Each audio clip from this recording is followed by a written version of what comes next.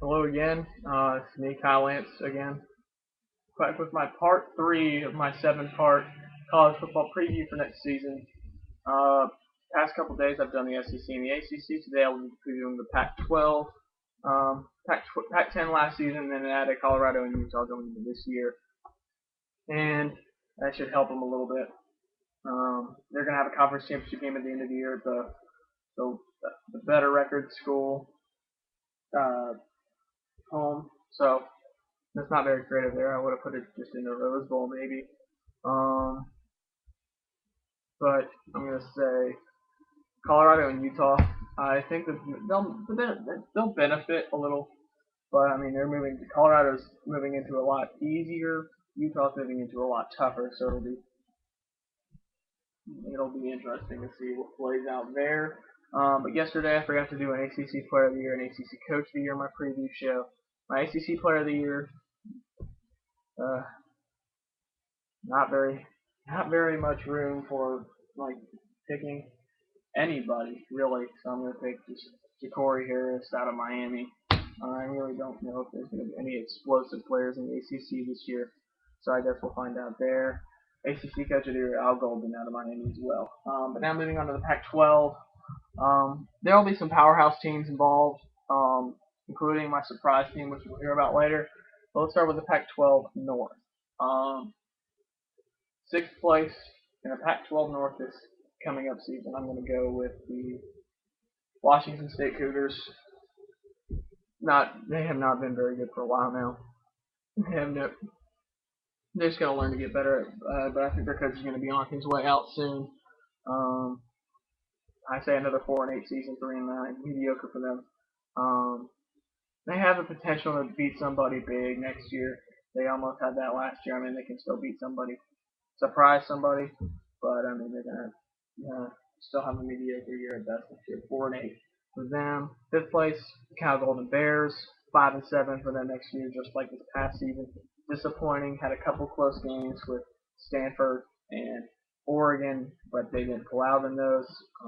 I'm just gonna put out there 5-7. I think their coach will be on his way out as well. Losing their leading rusher Shane Vereen does hurt, and I say another mediocre season there. Fourth place, I'm going to go with the Washington Huskies. I think losing their sprint, basically their star player in Jake Locker, is going to hurt them dramatically. But I still think they can realistically finish 6-6.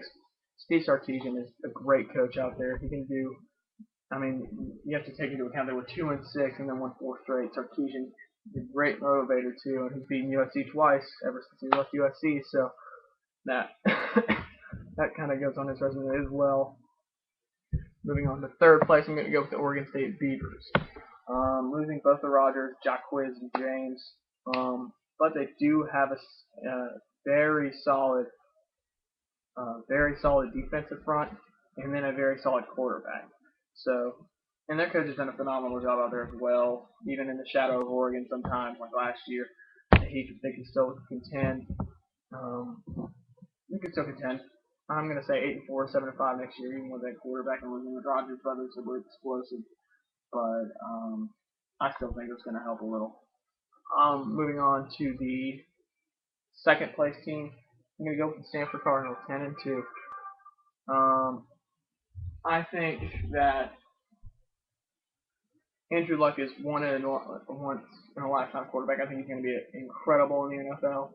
I think he's going to do another great season here at Stanford and finish his run here. I think and their defensive front, even losing Harbaugh, even their defensive front will still be okay.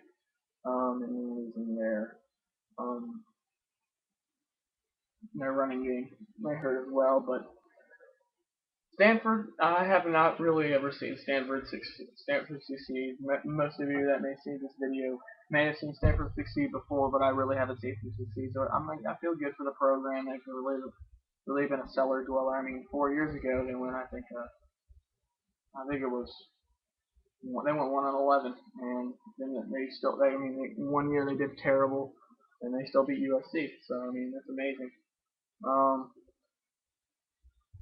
So that program's on the rise even without Harbaugh leading. And then moving on to my number one, and that is going to be the Oregon Ducks.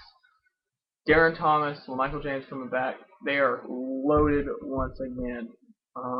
they're just Chip Kelly is doing an outstanding job there, um, and I think he could be compared to the likes of Pete Carroll and Pac-10 lore, even though he doesn't have the national titles Pete got.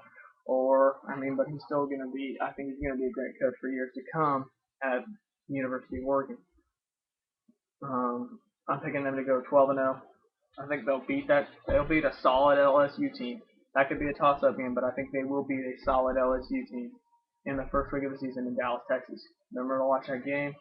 I think that's going to be big for them, and I think another national championship uh, run could be in store. I mean, another run to the national championship game, even though they lost to Auburn last year.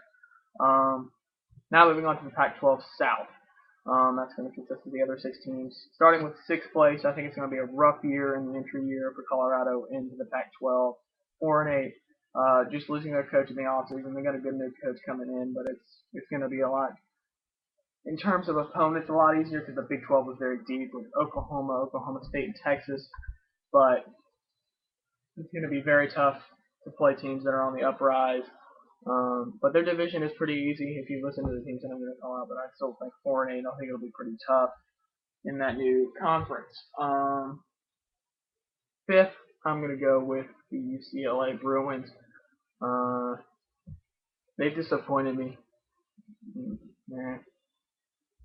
I thought I watched them play Houston last year, and I thought they were going to be a team that could be a force to be reckoned with, but they didn't pan out as I thought they would.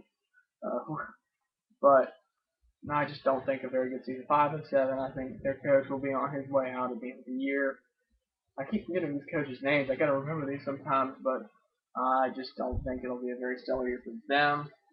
Moving on to 4th place, I'm going to go with the Utah Utes. I think they'll go 7-5. I think it'll be a tough first year for them as well to drop off. They're going to be playing a lot tougher opponents than teams like Boise State and TCU every year. But I think they'll be okay. They still got a very experienced quarterback and a very experienced coach in Kyle Whittingham. So I'm going to say 4th place for them out there. 3rd place, even though it really doesn't matter, for them, it's going to be the USC Trojans. I'm going to say they go 9-3. Lane Kiffin, even though I dislike the program and I dislike Lane Kiffin strongly, their program is on the rise again with recruiting and stuff. Even though violations could be on the way soon, I mean, who knows? But they will not be able. Just a reminder, they will not be bowl eligible again this year because of violations put on by the NCAA. And they just got their national championship taken away, and they got Reggie Bush's Heisman taken away, so that's not very good for them. Moving on to 2nd place in the South, Arizona. Very good. I think they're a very good team. They'll have a solid team once again. Wildcats. They had some stunning losses last year to ones of like Arizona State at the end of the year. Tough loss to Oregon, beat down pretty much. But they did beat some quality teams. But they just got to get better on the offensive side. Their offense is like lax first. Like they need a better running game. I think they need a better. Their quarterback's fine, but I mean they'll be fine. Mark Stoops has done a good job out there, and I think they'll continue to do a good job. But now moving on to my surprise. Remember when I said this? I am picking Arizona State to win the Pac-12 South for very many reasons. Dennis Eckerson, very good job, very good coach. But I also think their defense is going to be second to none in the Pac-12 with a monster, and this is my Pac-12 defensive player of the year, and he is a monster. Vontaze Burfict. I think he's going to be an outstanding ball player in the NFL and even next season. He's going to be scary good. But I just think they're going to be a very surprise team and go 11-1. I may be wrong, but I just think Arizona State's going to shock some people next year. Vontaze Burfict, Pac-12 Defensive Player of the Year. And that means the Pac-12 championship game is Oregon versus Arizona State. And they already meet up once in the regular season, I believe, which would make it exciting. But I'm going to say Oregon pulls it out. I think Oregon is going to be back in the national championship game next year for very many reasons. I think their offense is still going to be one of the best in the nation. Their defense still lacks some, but I think they can fix that during the regular season. Pac-12 Player of the Year next year will be LaMichael James. I think he'll also contend. It could be LaMichael James or Andrew Luck, but I think they'll both contend for a Heisman. But I think LaMichael James will have a more explosive year. Andrew Luck will get the Heisman, though.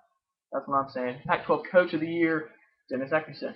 I think that's going to be a drastic improvement for them next season in Arizona State. But that's all I have for today for the Pac-12. If you disagree or agree with anything, like this video, dislike this video, comment below, and tell me what you think. Subscribe to my channel if you want to. But I have the Big Ten coming tomorrow with the addition of Nebraska. I don't know how that's going to work out.